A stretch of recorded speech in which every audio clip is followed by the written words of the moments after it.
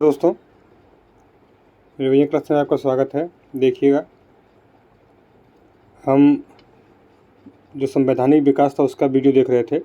तो अभी बंगाल के नवाब का जो पोस्टर में लगा इतिहास उसको देखते हैं। लेकिन कल जो पिछली वीडियो अपलोड थी, थोड़ा सा उसमें तकनीकी खराबी से वीडियो चली गई थी। देखिएगा, यहीं से शुरू करते हैं। थोड़ा सा 1 मिनट का क्लास बचा है, इसको कर लेते हैं, फिर उसके बाद करते हैं। देखिएगा, जो आया था 1935 का अधिनियम, उसमें केंद्र सूची और संघीय सूची जो कहते हैं उसे 59 विषय था, और आपका राज्य सूची के 54 विषय थे। अवशिष्ट सूची के विषय 36 थे। ये आपका अवशिष्ट शक्ति, समवर्ती सूची दोनों सम्मिलित थे।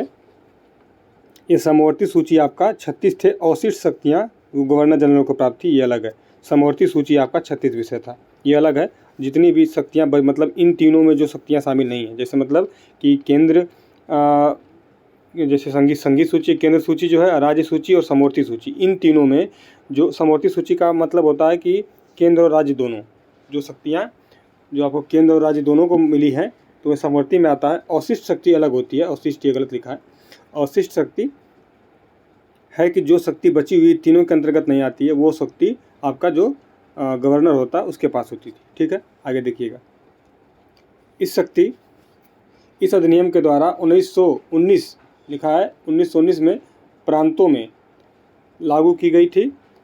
ठीक है, द्वैत शासन की व्यवस्था को समाप्त कर प्रांतीय स्वायत्तता दी गई थी। इस अधिनियम के द्वारा 1919 में प्रांतों में लागू की गई द्वैत शासन व्यवस्था को समाप्त करके प्रांतीय स्वायत्तता दी गई थी। देखिए, आगे लिखा है, अन्य प्रावधान। इसी अधिनियम के द्वारा आपका सिंध और उड़ीसा नामक नवीन प्रांतों की स्थापना की गई थी, और इसी के द्वारा आपका केंद्रीय रिजर्व बैंक की स्थापना की बात की गई थी। इसी के द्वारा आपका इम्पोर्टेंट है, याद रखिएगा, कि 1935 के अधिनियम के द्वारा सिंध और आपका उड़ीसा नामक नवीन प्रांतों की बात की गई थी। और जो आरबीआई है, आरबीआई 1 अप्रैल 1934 को आया था एक्ट, और 1935 में इसकी स्थापना हुई थी। नहीं, 1935 में एक्ट आया था जो स्थापना हुई थी उसकी। ठीक, उसके बाद में इसका पहले मुख्यालय कलकत्ता रहता है, बाद में आपका कहाँ चला जाता है, मुंबई। इसी के द्वारा आपका भारत में वर्मा से अलग करने की भी बात की गई थी 1935 के अधिनियम में। आलोचना देखिएगा। हालांकि स्वतंत्रता के बाद भारतीय संविधान के सबसे बड़ा हिस्सा 1935 का भारत शासन अधिनियम से ही ग्रहण किया गया था। इम्पोर्टेंट है यह। यहाँ से आपका लगभग 2/3 हिस्सा हमने स्वीकार किया, लेकिन उस समय तक आपका अधिनियम की आलोचना पीटी नेहरू व मोहम्मद अली जिन्ना व अन्य नेताओं ने किया था। देखिए, सबने इसकी आलोचना की थी, लेकिन बाद में हमने जो संविधान बनाया तो इसमें बहुत कुछ चीज़ें ग्रहण की हैं। लिखा है कि मोहम्मद अली जिन्ना अन्य नेताओं ने इसका विरोध किया था, और आपका कहा था कि अंग्रेज़ों का यह अधिनियम जो है द्वैत शासन से भी खराब है। ठीक है, आगे देखिएगा।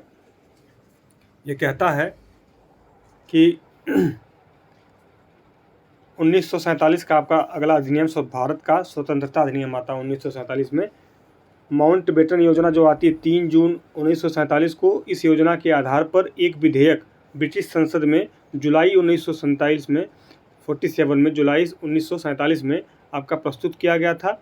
और इस विधेयक को ब्रिटिश संसद ने 18 जुलाई 1947 को अधिनियमित, मतलब दोनों सदनों से पारित करके राजा की अनुमति ली थी। तो आपका 18 जुलाई 1947 को यह अधिनियम जो था अधिनियमित हो गया। इसके अनुसार भारत व पाकिस्तान में बांट दिया गया। 14 अगस्त 1947 को पाकिस्तान अपना स्वतंत्रता दिवस, जबकि आपका 15 अगस्त 1947 को भारत अपना स्वतंत्रता दिवस मनाता है। ठीक है, पाकिस्तान ने पहले प्रधानमंत्री लियाकत अली, पाकिस्तान का जो पहला प्रधानमंत्री लियाकत अली, जबकि पहला आपका गवर्नर जो जनरल था मोहम्मद अली जिन्ना बना था। मोहम्मद अली जिन्ना। भारत के पहले प्रधानमंत्री पीटी नेहरू और पहले गवर्नर जनरल माउंटबेटन बने थे। और भारतीय पूछेगा तो आपका कौन बनेगा, कमेंट बॉक्स में छाप दीजिएगा। ठीक है, छाप दीजिएगा। तो हम बता देते हैं, श्री राजगोपालचारी जी, चक्रवर्ती राजगोपालचारी जी हमारे पहले भारतीय गवर्नर बने थे। अब हम लोग का जो चैप्टर है, जो आपका थंबनेल पर लगा हुआ है, बंगाल के नवाबों का इतिहास या अंग्रेज़ों की बंगाल विजय, जिसके अंतर्गत देख लीजिएगा मुर्शीद कुली खां 1727 से 1727 10 वर्षों का कार्यकाल रहता है इसका। और औरंगजेब ने इसको दीवान बनाया था। अंतिम प्रांतीय व अंतिम सूबेदार था ये। अब इसकी कहानी देखते हैं थोड़ा धीरे धीरे आराम आराम से कि यह बंगाल का पहला नवाब है। इसे मुग़ल बादशाह फ़र्रुखसियर ने वर्ष 1917 में बंगाल का सूबेदार बनाया था। यह मुग़ल बादशाह द्वारा नियुक्त पहला और अंतिम बंगाल का नवाब था। ठीक है, फिर क्या है, इसने बंगाल की राजधानी को ढाका से स्थानांतरित करके मुर्शिदाबाद ले गया था। कितनी इंपॉर्टेंट बात है, क्या लिखा है ये देखिएगा यहाँ से। यह बंगाल का पहला गवर्नर नहीं, पहला नवाब है। यह बंगाल का पहला नवाब है मुर्शीद कुली खां जो है, क्योंकि इसे जो है बादशाह फ़र्रुखसियर ने 1717 में आपका बंगाल का सूबेदार नियुक्त किया था। यह मुग़ल बादशाह द्वारा नियुक्त पहला और अंतिम बंगाल का नवाब था। ठीक है, इसने बंगाल की राजधानी को ढाका से स्थानांतरित करके मुर्शिदाबाद, ये पूछा है, मकसूदाबाद भी कहते हैं मुर्शिदाबाद को, कि किस नवाब ने आपको ढाका से राजधानी स्थानांतरित करके मुर्शिदाबाद ले गया था।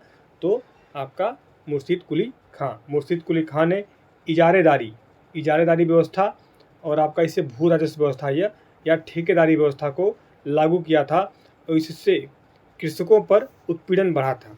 ठीक है, इसे इजारा व्यवस्था, इजारेदारी व्यवस्था, ठेकेदारी व्यवस्था कहते थे।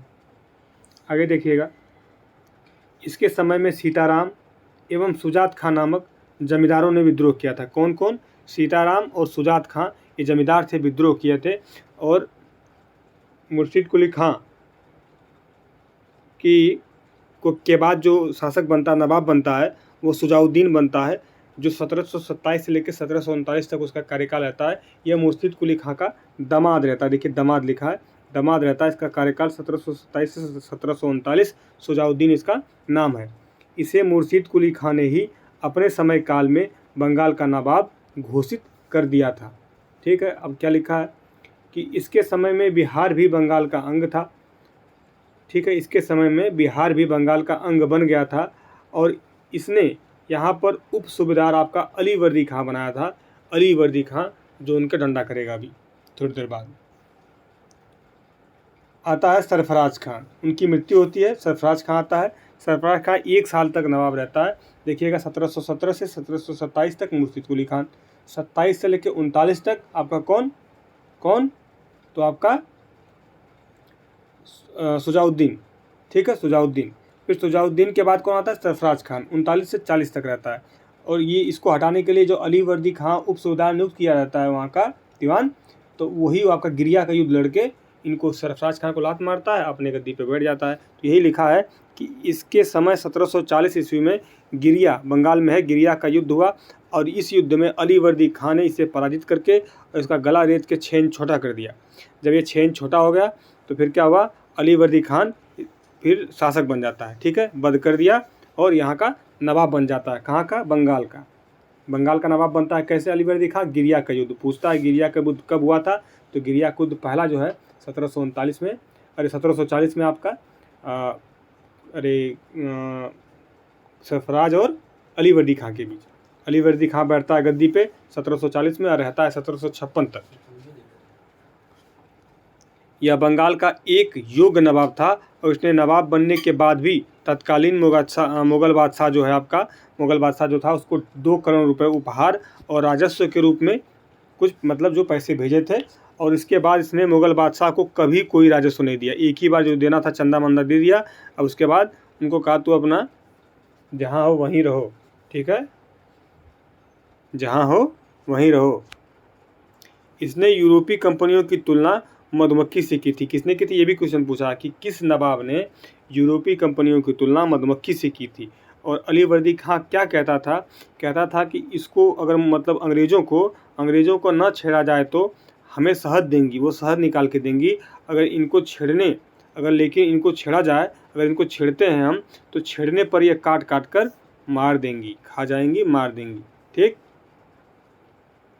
इसके ऊपर मराठा सरदार रघुनाथ राव ने कई बार आक्रमण किया था। फलतः इसने मराठों को अपना उड़ीसा नामक प्रांत 12 लाख रुपए चौथ देकर दूरी बनाई थी। कब बनाई थी? दूरी बनाई थी 1851 में 1851 में संधि हुई थी। ठीक, देखते हैं मिलेगा हो सकता है आगे। इसके 3 पुत्रियां थी, इसके जो 3 पुत्रियां थी और इसमें से सबसे बड़ी पुत्री घसीटी थी। इसको घसीट घसीट के जैसे पैर पकड़ के घसीटता था, तो घसीटी बेगम थी। ठीक है, घसीटी बेगम का विवाह जो था ढाका के नवाब, ठीक, घसीट रहा था तो ढह गई, तो ढाका का नवाब। तो घसीटी बेगम का विवाह किससे? ढाका के नवाब से। और बाद अन्य 2 पुत्रियों का विवाह पूर्णिया के नवाब और पटना के नवाब से हुआ था। ठीक, लेकिन इसके जीवन में ही इन तीनों पुत्रियों के पति मतलब मृत्यु हो गई। ठीक है, इनके जीवन काल में मतलब अलीवर्दी खां जिंदा था तभी इसके तीनों दामाद जो थे, इनकी जो पुत्रियां थी उनको निपट गई। ठीक, उसके बाद क्या हुआ, 1956 में जो बनता है शासक सिराजुद्दौला होता है, या सबसे छोटी बिटिया इसके जाए उसका पुत्र होता है, मतलब कि अलीवर्दी खां का नाती रहता है। ठीक, उसकी बेटी का बेटा है, नाती रहता है, 1756 से 57 तक रहता है। और आपका जब यह बैठता है तभी यूरोप में सप्तवर्षीय युद्ध शुरू होता है। यह अलीवर्दी खां का सबसे छोटी पुत्री का पुत्र था। इसी के समय बंगाल में मनिहारी का युद्ध हुआ था। मनिहारी का युद्ध 1756 में हुआ था और इसमें इसने अपनी मौसी के पुत्र शौकत जंग का वध कर लिया था। और वध करने के बाद अपनी मौसी को मतलब मना लिया था महल में रहने के लिए। फिर इसकी मौसी इसके साथ रहने लगती हैं। जब अपना बेटा खो देती हैं तो उनको दिमाग में अकल आ जाती है। शौकत जंग आपका वध कर दिया, जो अंग्रेज़ों की पुछलग्गू बनी हुई थी, लेकिन अभी भी इसके 2 दुश्मन थे। ठीक, इसकी मौसी घसीटी बेगम और अंग्रेज़ 2 दुश्मन हो गए। 2 दुश्मन को कैसे निपटेगा। इसी के समय में 1756 में यूरोप में सप्तवर्षीय युद्ध शुरू हुआ था और इस युद्ध में यूरोप में फ्रांसीसी और अंग्रेज़ आमने सामने आ गए थे। ठीक है, आमने सामने आके मतलब ठर्रा पी रहे थे, आमने सामने आ गए थे। तो अब क्या हुआ, 1756 में कौन सा सप्तवर्षीय युद्ध शुरू होता है, याद रखिएगा। 1746 से 48, 49 से 54, 56 से 63, ये 3 कर्नाटक युद्ध होते हैं। और इन कर्नाटक युद्धों में जो सप्तवर्षीय युद्ध है आपका, इसी का ये तृतीय कर्नाटक युद्ध कहते हैं, सप्तवर्षीय युद्ध के अंतर्गत आता है। देखिएगा क्या लिखा है कि इसी के समय आपका 1756 में यूरोप में सप्तवर्षीय युद्ध होता है और इस युद्ध में यूरोप में फ्रांसीसी और अंग्रेज आमने सामने आ गए। फलतः भारत में भी ये दोनों शक्तियाँ आमने सामने आ गई थी। तो कर्नाटक का तृतीय युद्ध प्रारंभ हो गया। सब चीज़ों को कोरिलेट करना सीखिए भैया। विलियम पिट ने रॉबर्ट क्लाइव के बारे में कहा कि वह स्वर्ग से उत्पन्न सेनानायक है। विलियम पिट जो था, रॉबर्ट क्लाइव, जब 1757 की क्रांति होती है तो क्या, 1757 का जो प्लासी का युद्ध होता है, तो क्या होता है कि प्लासी के युद्ध में अंग्रेज़ों की विजय होती है। फिर आता है 1764 में जब युद्ध होता है बक्सर का, तो 65 में वापस आता है फिर क्लाइव संधि कराने के लिए, इलाहाबाद वाली संधि। तो उसकी इन कार्यों को देखते हुए जो विलियम पिट इतिहासकार है वो लिखता है, कहता है कि यह स्वर्ग से उत्पन्न सेनानायक है। प्लासी के युद्ध की पृष्ठभूमि देखेंगे कि सप्तवर्षीय युद्ध के शुरू हो जाने के बाद भारत के बंगाल में आपका फ्रांसीसी अपने कारखाने कासिम बाजार को किलाबंद करना शुरू कर दिया था, अंग्रेज़ों ने कलकत्ता को। ठीक है, अब क्या हुआ दिक्कत, अब नवाब को आ गया गुस्सा। नवाब का ऐसे करबे, रुक तो क्या बतावत है। इसी समय फ्रांसीसी जो सिराजुद्दौला के कहने पर मान गए, लेकिन अंग्रेज़ जो थे बहुत गधे टाइप के थे, उनको ठोकते रहो सुनते नहीं थे। तो जो अंग्रेज़ थे कलकत्ता में कोठी की किलेबंदी करते रहे। इसी पे क्या हुआ, सिराजुद्दौला उसका जो क्या कहते हैं उसका मतलब खोपड़ी गर्म हो गई तो इनको होल में घुसा दिया। ब्लैक होल की घटना एक कोठरी में बंद कर दिया। क्या कहता है कि काल कोठरी की घटना 20 जून 1756, ब्लैक होल, यही कहना, तो होल में घुसा दिया एक पतले से घर में, मतलब छोटे से घर में इतने लोगों को बंद कर दिया कि सुबह सबकी कहानी ख़त्म हो गई। 146 अभी आएगा। सिराजुद्दौला ने अपने समय काल में अंग्रेज़ों की कलकत्ता कोठी पर आक्रमण करके यहाँ से अंग्रेज़ों को भगाकर 146 अंग्रेज़ों को कैद भी कर लिया। और क्या किया, इनको एक काल कोठरी जो सिर्फ 18 फीट आपका चौड़ी थी और 14 फुट 10 इंच जो थी आपकी यह चौड़ी थी। इसकी लंबाई 18 फीट थी, चौड़ाई जो है 14 फुट 10 इंच थी। ठीक, इसमें बंद कर दिया ठूस के। जब ठूस के बंद कर दिया भाई, एक में एक ठुसाई तो कुछ हुई। तो सुबह जब कोठरी खाली हो गई, मतलब खोली गई, तो सब कोठरी मतलब 23 मात्र बचे थे, सब खाली हो गए। मतलब 23 मात्र बचे थे और सब निपट गए।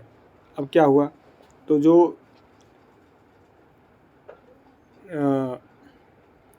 काल कोठरी की घटना, ये आपका याद रखिएगा। 20 जून 1756 को 18 फीट की कोठरी में 146 आपके अंग्रेज को ठुसाते हैं और 123 मरते हैं, 23 बच जाते हैं।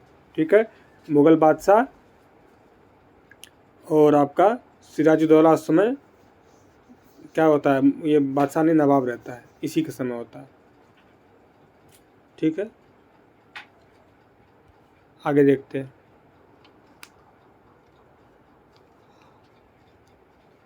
इस घटना का वर्णन जो हॉलवेल था, हॉलवेल ने इसमें 23 लोगों बच गए थे, यही बताया था। ठीक है, जो हॉलवेल था इस घटना का वर्णन करता है और ये कहता है कि इसी ने ब्लैक होल की घटना, कुछ इतिहासकार कहते हैं कि ये मतलब कि बंगाल पर कब्जा करने के लिए इन सबकी चाल थी कि नवाब को क्रूर और दोषी बता दिया जाए, कि जिससे उसको हटाने में, कुशासन लगाने में, हटाने में इन लोगों को ज़्यादा सहूलियत बनेगी, यही कारण था। इस घटना का वर्णन आपका सिराजुद्दौला के तत्कालीन सरकारी इतिहासकार गुलाम हुसैन ने अपनी पुस्तक में, जो आपका सियारुल मुख्तरीन में नहीं किया है। ठीक है, जब उनका इतिहासकार नहीं किया है तो मतलब भाई बहादुरी की बात थी कि अंग्रेज़ों को लपेट दिया, मतलब रगड़ दिया कि रूम में, तो लिखते इतिहासकार ने, क्यों लिखते, वो लिखते। अब इन लोगों को गिराना था तो बढ़ा चढ़ा के लिखे।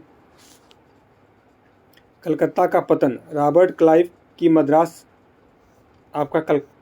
से कलकत्ता वापसी, या बंगाल का गवर्नर देखिएगा 1757 से 60 तक, और सेकेंड टाइम आता है 65 से 67, वही बताएं आपको, 1757 से 60 तक रहता है और आपका 65 से 67 तक रहता है। ठीक है, आगे देखिएगा।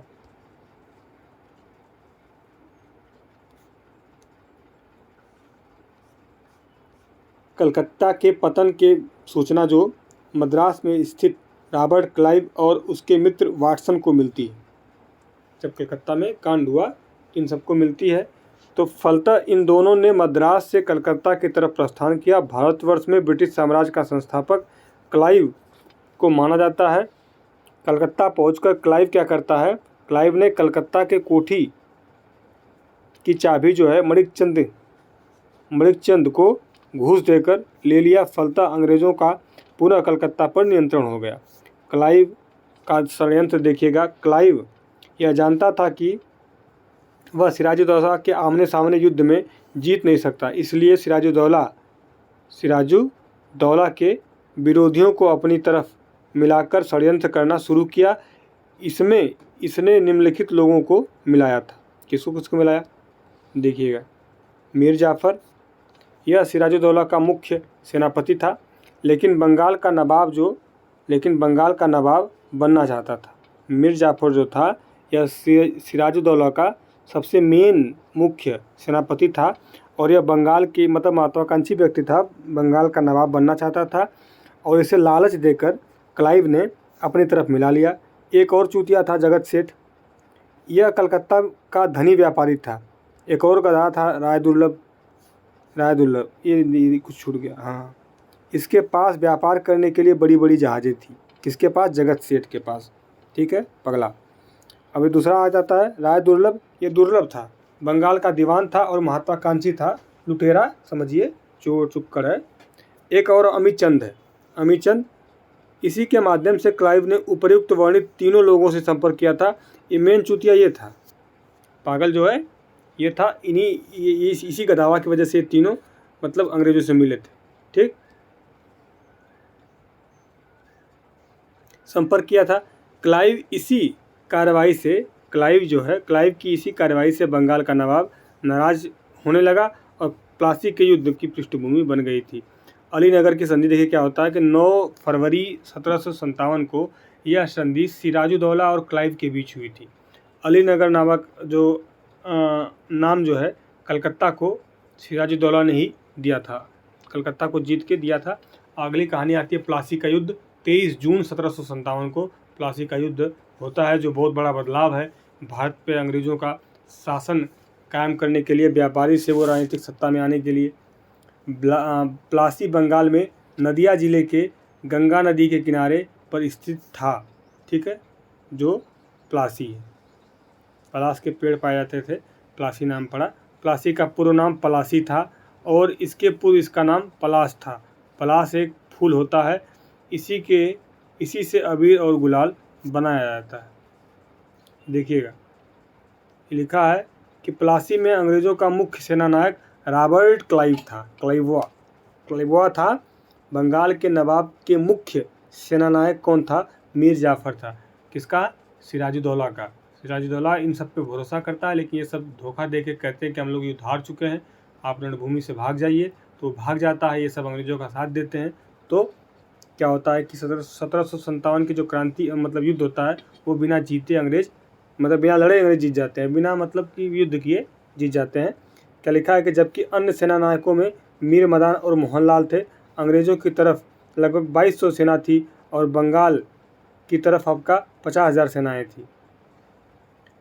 क्लाइव और मीर जाफ़र के मध्य हुए समझौते के अनुसार प्लासी के मैदान में मीर जाफ़र ने नवाब और बंगाल के लोगों से गद्दारी करके आपका अंग्रेज़ी सेना की तरफ चला गया।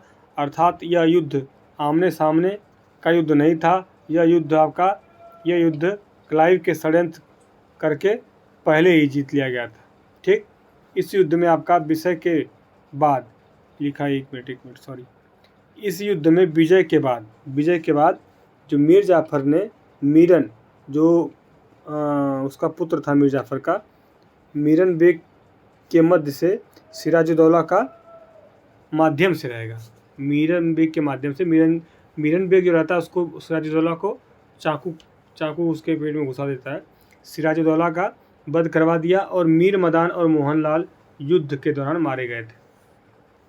आगे देखिएगा, प्लासी युद्ध के परिणाम क्या हैं? इस युद्ध में हमने राजनीतिक, प्रशासनिक व आर्थिक सैनिक परिणामों को देखने को मिलते हैं। क्या लिखा है कि इस युद्ध से हमें राजनीतिक, प्रशासनिक एवं आर्थिक सैनिक परिणाम देखने को मिलते हैं। प्लासी के युद्ध के राजनीतिक परिणाम मुख्य रूप से देखने को मिले। क्या मिले? देखिएगा, इस युद्ध के बाद बंगाल में सत्ता परिवर्तन की घटना घटी। अब अंग्रेज बंगाल में नवाब मतलब मेकर की भूमिका में आ गए थे, ठीक। आगे क्या लिखा है, यहाँ से देखते हैं, कुछ लिखा है क्या? भूमिका में आ गए। इन्होंने अपने अधीन बंगाल का पहला नवाब किसको बनाया था? मीर जाफ़र। अंग्रेज़ों के द्वारा बनाया गया पहला तो मीर जाफ़र है। आगे है, इस युद्ध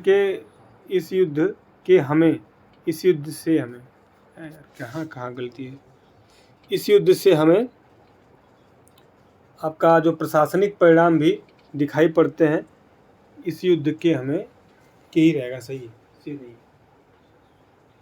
यही है। लिखा है कि इस युद्ध के हमें प्रशासनिक परिणाम दिखाई पड़ते हैं। इसी के द्वारा अंग्रेज़ों ने बंगाल में अंग्रेज़ों की राज्य की स्थापना करके बंगाल का प्रशासन चलाने के लिए गवर्नरी व्यवस्था स्थापित की थी और बंगाल का पहला अंग्रेज गवर्नर रॉबर्ट क्लाइव स्वयं बना था, ठीक है। सत्ता किसको प्यारी नहीं है, स्वयं बना था। इस युद्ध के हमें सैनिक परिणाम भी दिखाई पड़ते हैं। इसमें विजय के बाद अंग्रेज़ों को जो धन मिला, उससे अंग्रेज़ों ने अपने सैनिक स्थिति को मजबूत करने में लगाया। आगे क्या है, इस युद्ध के हमें सामाजिक एवं आर्थिक परिणाम भी दिखाई पड़ते हैं। इससे बंगाल के समाज के ऊपर नकारात्मक प्रभाव पड़ा, क्योंकि बंगाल का धन अब बड़े पैमाने पर अंग्रेज़ों के पास आने लगा। ऐसा भी माना गया कि भारत बंगाल के धन का निष्कासन आपका अब गंगा नदी के किनारे से टेम्स नदी की तरफ आपका होने लगा था। प्रसिद्ध अंग्रेज जॉन स्लूमन ने कहा था कि हमारी व्यवस्था स्पंज के तरीके से काम करती है और वह नदी के किनारे धन को स्पंज के तरीके से निचोड़कर टेम्स नदी के किनारे छोड़ देती है। मीर जाफ़र 1757 से लेकर 1760 तक है। अंग्रेज़ों को 24 परगना की जिम्मेदारी दी थी। कौन? मीर जाफ़र। प्लासी के युद्ध में विजय के बाद अंग्रेज़ों ने सर्वप्रथम अपने अधीन इसी को नवाब बनाया। इसने रॉबर्ट क्लाइव व कंपनी को नकदी उपहार भी प्रदान किए। मीर जाफ़र के समय आपका बिहार के उप सूबेदार सीताराम, उड़ीसा और आपका राजा राम जो हैं पूर्णिया के उप सूबेदार युगल सिंह थे। क्या क्या लिखा है देखिएगा। मीर जाफ़र के समय बिहार के उप सूबेदार सीताराम थे। सीताराम, ठीक। राम उड़ीसा के सूबेदार थे। राजा राम नहीं, यहाँ के, ये देखिए उड़ीसा के हैं जो राजा राम है। सीताराम बिहार के, ठीक, इतना लिखा है। राजा राम जो हैं ये आपके पूर्णिया के सूबेदार थे, पूर्णिया के। और ये युगल सिंह, कुछ गलत बोल दिया क्या? यहाँ से देखिए, मीर जाफ़र के समय बिहार का जो सूबेदार सीताराम था, उड़ीसा का जो सूबेदार राजा राम था, पूर्णिया का सूबेदार जो था युगल सिंह था। ये सही है। ये तीनों जो सूबेदार हैं, उप सूबेदार हैं, हिंदू थे। फलतः मीर जाफ़र ने इनके पद से हटाने का निर्णय लिया। लेकिन यह लात जो है, वही लात हम बोलते हैं, यह लात जो है मतलब यह बात जब रॉबर्ट क्लाइव को पता चली, तब क्लाइव ने इसमें हस्तक्षेप किया, तीनों को उनके पद पर बने रहने दिया। लेकिन यही से अंग्रेज़ों ने बाँटो एवं राज्य करो और फूट डालो या राज्य करो की नीति ग्रहण की, ठीक है। और कालांतर में आपका इसका उपयोग वर्ष 1905, 1909, 1919 और 1947 में अंततः हिंदुस्तान के विभाजन के साथ हमारे सामने प्रकट हुआ था, ठीक है। आगे लिखा है कि 1760 ईस्वी में रॉबर्ट क्लाइव इंग्लैंड वापस चला गया था 60 में, तभी बाद में 65 में वापस आता दोबारा। इसके स्थान पर हॉलवेल जो आपका ब्लैक होल की घटना होती है तो उसमें बचता है वही हॉलवेल जो कहानी लिखता है। हॉलवेल बंगाल का अस्थाई गवर्नर बन के आया, अस्थाई। इसने बंगाल के नवाब को बदलने का प्रयास किया, लेकिन ऐसा हो नहीं पाया। लेकिन जब बेंसिटार्ट जो है बंगाल का अस्थाई गवर्नर बना, तब इसने बंगाल के नवाब को बदलने का निर्णय दिया, ठीक। ये कहता है फिर इसी ने मीर जाफ़र के स्थान पर मीर कासिम को बंगाल का नवाब बनाया था, क्योंकि मीर जाफ़र थोड़ा बहुत ज़्यादा पहले हेल्प किए थे। बाद में इनको समझ में आया कि अंग्रेज़ किसी के नहीं हैं, थोड़ा अंग्रेज़ों का विरोध करने लगे। तो जब आया यह बेंसिटार्ट तो इनको हटा के मीर कासिम को आपका नवाब बना दिया। मीर कासिम 1760 से 63 तक रहता है और यह बंगाल का एक योग्य नवाब था, लेकिन इसने नवाबी का पद अंग्रेज़ों की मिलीभगत से प्राप्त की थी। नवाब जो हैं बनने के बाद इसने अंग्रेज़ों के बर्धमान, चटगांव और मिदनापुर की नामक ज़िले की जमींदारी या भू राजस्व वसूलने का अधिकार इसको मिला था। इसी ने अंग्रेज़ों को असम के सिलहट ज़िले में प्रसिद्ध चूने के आपके ऊपर 50% हिस्सा अंग्रेज़ों को दिया था। क्या क्या लिखा है कि इसी ने, जो अंग्रेज़ थे, अंग्रेज़ों को असम के सिलहट ज़िले के प्रसिद्ध चूने का व्यापार में 50% हिस्सा देने के अंग्रेज़ों को कहा था। इसके पूर्व 24 परगना ज़िले में जमींदारी अंग्रेज़ों को मीर जाफ़र से मिलती है। आगे लिखता है, ये क्वेश्चन देख लीजिएगा। अगला देखिए कहानी लिखा है कि शाह आलम द्वितीय को 1788 में अंधा कर दिया गया और 1803 में इसकी जो है इसके समय क्या है कि शाह आलम जो द्वितीय था 1788 में अंधा कर दिया गया और 1803 में जो इसी के समय दिल्ली पर अंग्रेज़ों का अधिकार हो गया, ठीक। आगे देखते हैं, ठीक है। तो क्या करता है, तीन मतलब जगहों का, बर्धमान है, चटगांव, मिदनापुर का, ये नामक जो जिले थे इनकी जिम्मेदारी भू राजस्व अंग्रेज़ों को सौंप देता है और इसी ने जब का अंग्रेज़ों को असम के सिलहट जिले के प्रसिद्ध चूने के व्यापार का 50% हिस्सा अंग्रेज़ों को दिया था। ये देख लिया हमने। इसके पूर्व 24 परगना जिले की जिम्मेदारी अंग्रेज़ों को मीर जाफ़र से मिल चुकी थी।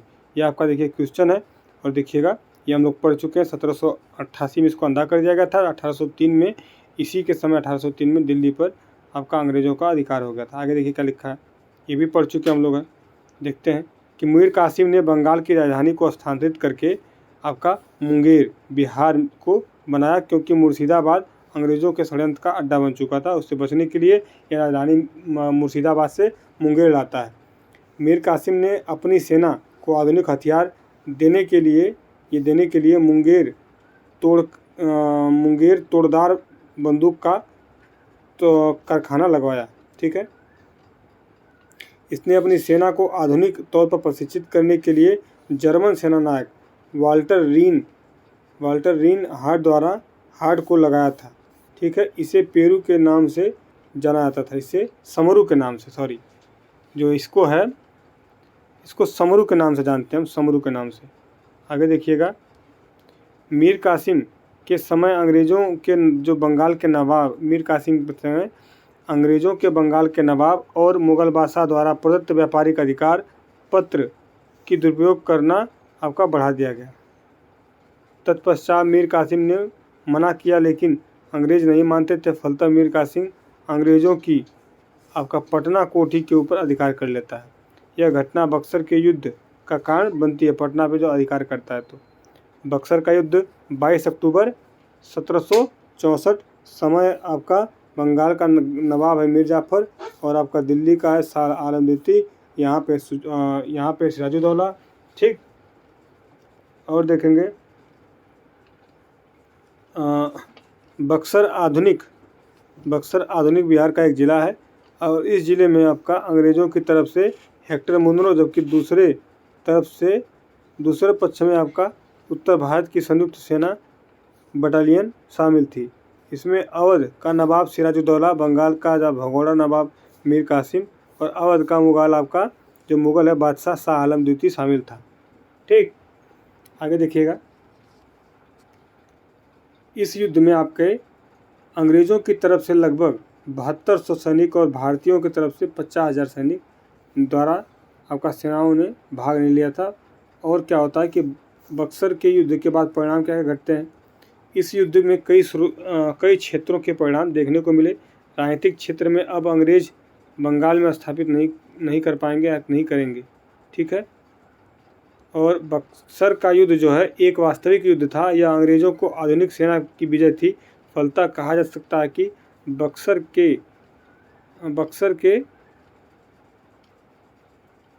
के विजय ने ही प्लासी के विजय पर मुहर लगाई थी। इस युद्ध के बाद बंगाल में प्रशासनिक प्रभाव भी देखने को मिला था।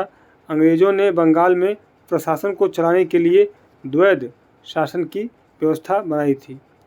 आपका इस युद्ध का जो बंगाल की अर्थव्यवस्था व समाज के ऊपर बंगाल की अर्थव्यवस्था व समाज के ऊपर नकारात्मक प्रभाव पड़ा था। अब द्वैध शासन के माध्यम से अंग्रेज़ों ने लूटपाट युग की शुरुआत की थी। ठीक है, आगे देखेंगे, रॉबर्ट क्लाइव की पुनः वापसी और इलाहाबाद की संधि। वर्ष 1957 से 60 के बीच में बंगाल का गवर्नर कौन रहा था, तो क्लाइव रहा था, ये बात हो चुकी है। लेकिन 1760 में यह लंदन वापस चला आता है।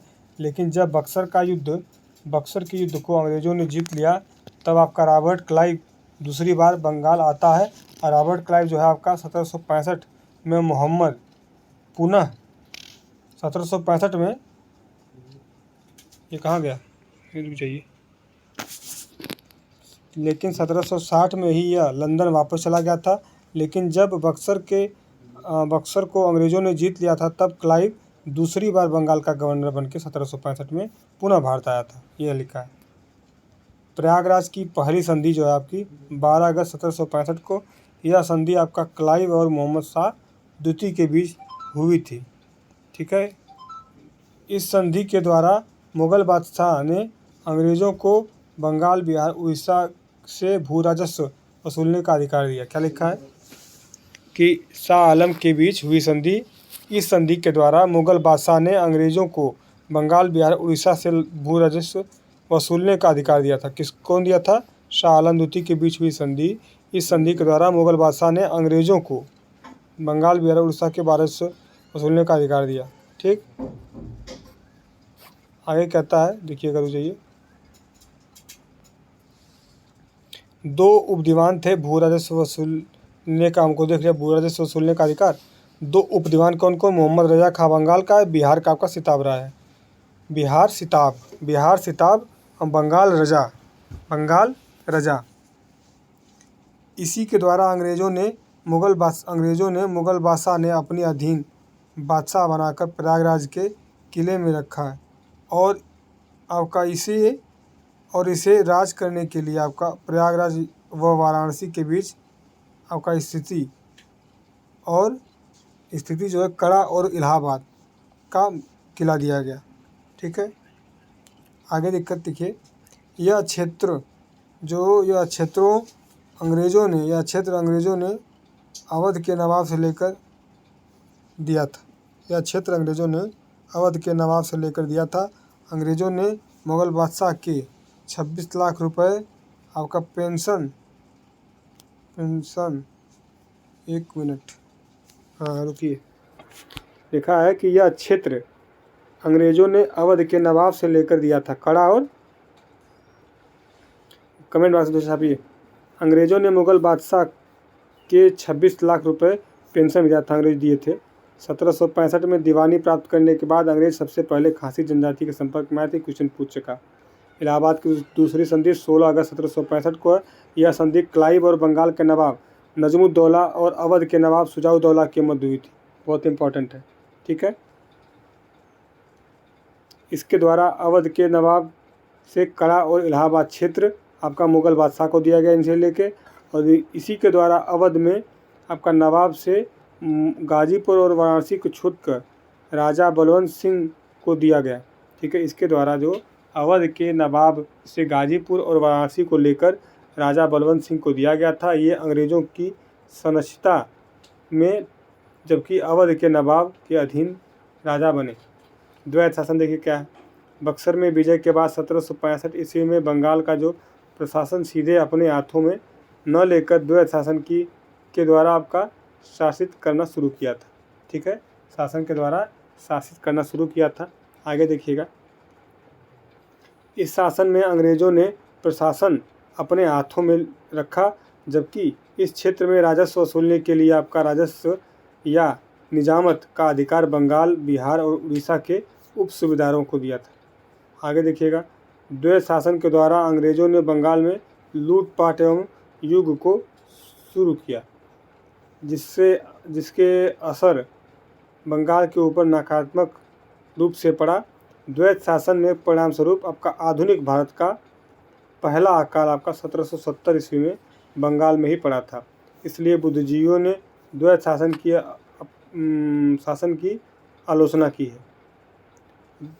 जो बंगाली इतिहासकार के.एम. पडिक्कर महोदय ने कहा है कि 1765 से 72 द्वैत शासन का काल आपका जो है 51 कुओं का काल है, जबकि इतिहासकार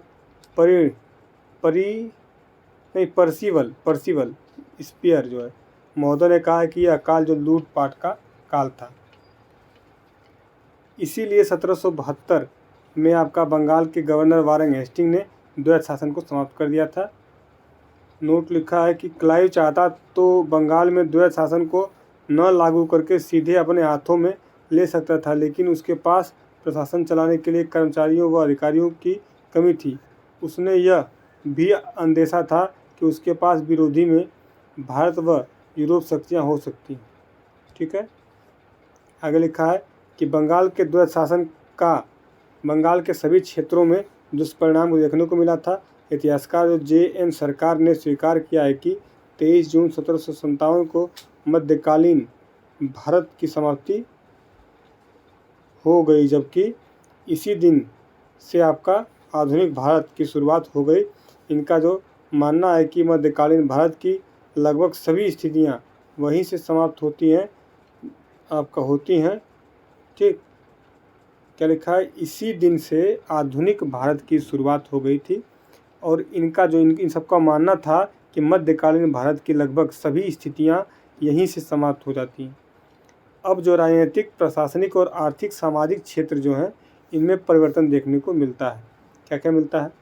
हालांकि अन्य इतिहासकारों ने जयन सरकार की बात जो है उसको स्वीकार नहीं किया था। उनका मानना था कि 1757 में प्लासी की विजय के बाद भी आपका मध्यकालीन भारत की सभी परंपराएं विद्यमान रही। ठीक, आगे देखिएगा।